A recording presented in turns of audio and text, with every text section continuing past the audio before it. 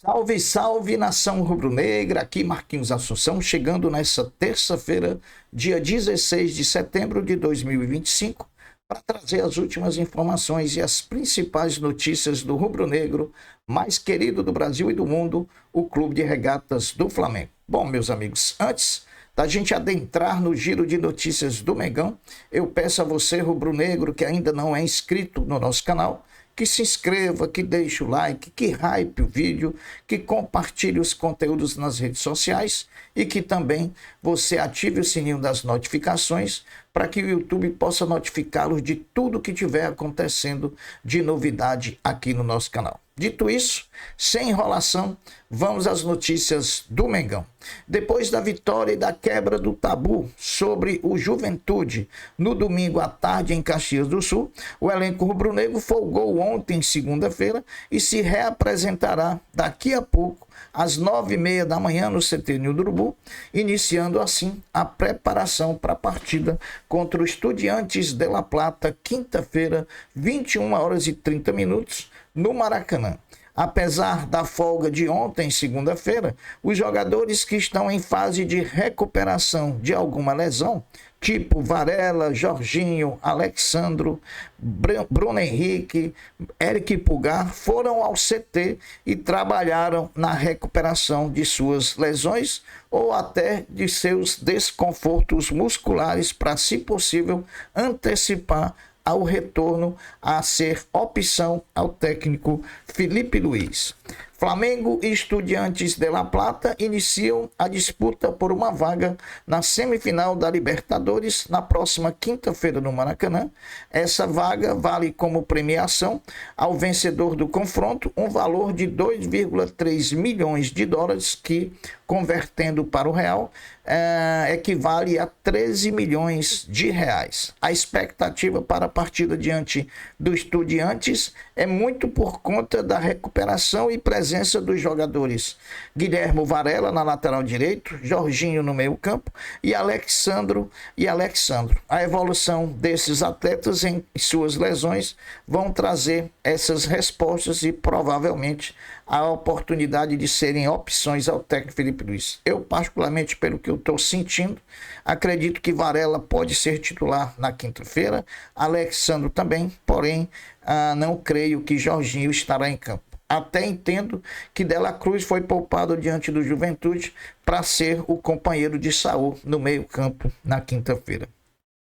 Em relação à partida de quinta-feira, jogo de ida das quartas de final da Libertadores, ainda restam ingressos para serem comercializados nos setores sul, R$200, e no setor oeste superior, R$300. Já para a partida contra o Vasco da Gama no domingo, pelo Campeonato Brasileiro, estão esgotados todos os ingressos disponibilizados para a torcida do Flamengo. Portanto, casa cheia da quinta, casa cheia no domingo, nos jogos do Flamengo contra o Estudiantes de La Plata e também contra o Vasco da Gama. Em preparação para a partida contra o Vasco da Gama no domingo, o Flamengo divulgou a agenda do futebol profissional até essa data e o técnico Felipe Luiz e seu staff terá apenas 2 treinos para preparar a equipe para o Clássico dos Milhões do próximo domingo no Maracanã. Ele vai treinar o time na sexta-feira às 15h30 após o jogo contra o Estudiantes e também vai acontecer um treino no sábado às 9h30 da manhã. O Estudiantes de La Plata, adversário do Flamengo nas quartas de final da Libertadores, não vem num momento muito bom no seu retrospecto. Nos últimos 5 jogos, foram 3 derrotas, 1 empate e 1 vitória. Saiba quem é o Estudiantes, adversário do Flamengo, pela análise do jornalista Gonzalo Protícia, da rádio La Rede, da Argentina. Vamos ver o que o jornalista tem a dizer do adversário do Flamengo nas quartas de final da Libertadores. Bom, o jornalista Gonzalo começa dizendo que mesmo com a diferença econômica atual entre as equipes do Flamengo e do Estudiantes, o Estudiantes não teme jogar contra o Flamengo, nem no Maracanã e nem na Argentina. Reforça o jornalista que o Estudiantes merece todo o respeito possível, até por ser um tetracampeão da Libertadores. Destaca ainda que o time argentino quinta-feira fará um jogo longo, um jogo focado nos 180 minutos. Por isso, um bom resultado quinta-feira no Maracanã é fundamental para as perspectivas do time argentino no segmento da Libertadores. Para o jornalista, o segredo da boa campanha até então do Estudiantes na competição é o trabalho longínquo do técnico Eduardo Domingues. Inclusive, o ponto forte que ele cita do time do Estudiantes é justamente isso, o tempo de trabalho consolidado do treinador Eduardo Domingues. A própria tradição do clube em disputa de Copas também é um dos pontos fortes da equipe. Agora, é impressionante que em nenhum momento o jornalista destacou o time, nem tampouco qualquer valor individual como um ponto forte da equipe, o que denota que o time é mediano, né, pessoal? Como ponto fraco, ele citou a irregularidade do time, a falta de constância do time. O retrospecto dos últimos 5 jogos mostra muito bem isso, essa irregularidade. Nos últimos 5 jogos foram 3 derrotas, um empate e uma vitória.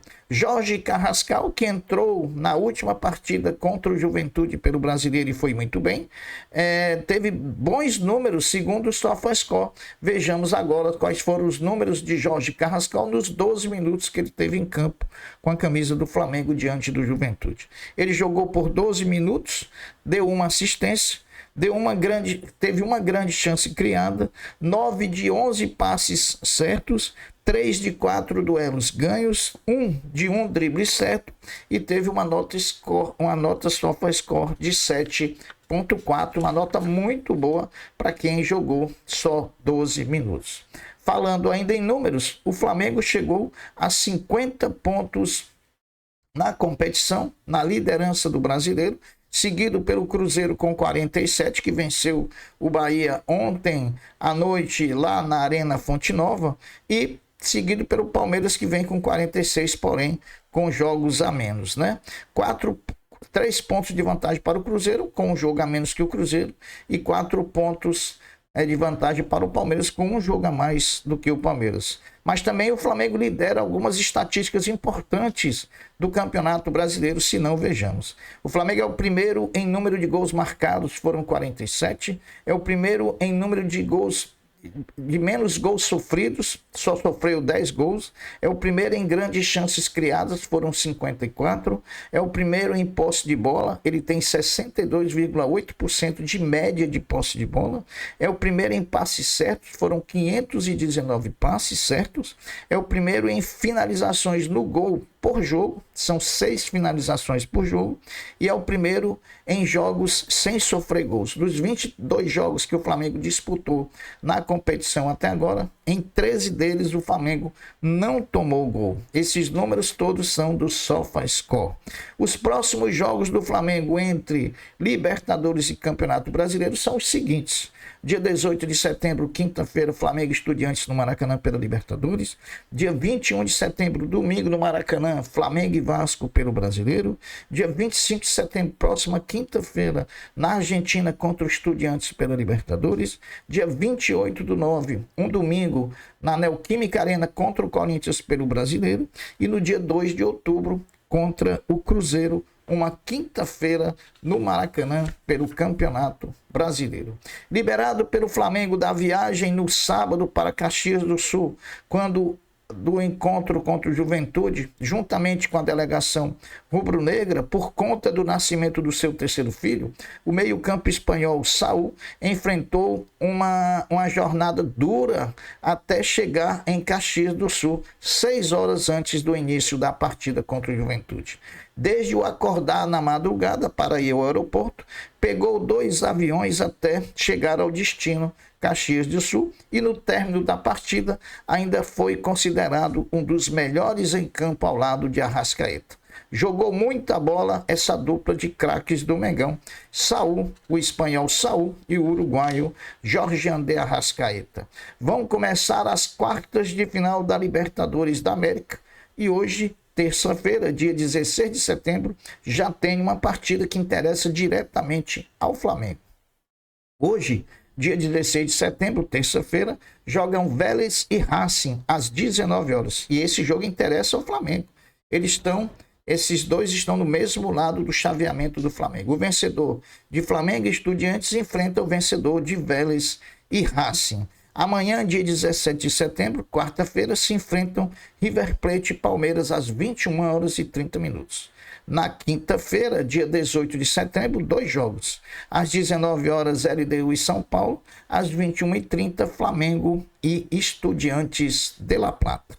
Amanhã, quarta-feira, às 18h30, no Salão Nobre da Gávea, o Conselho Deliberativo do Flamengo se reúne de forma híbrida. Pode ser presencial ou pode ser virtual. Na oportunidade, o presidente do Conselho Diretor, Luiz Eduardo Batista, falará ao colegiado sobre o estádio, especificamente sobre o estudo de viabilidade econômica e financeira contratado por BAP junto à Fundação Getúlio Vargas.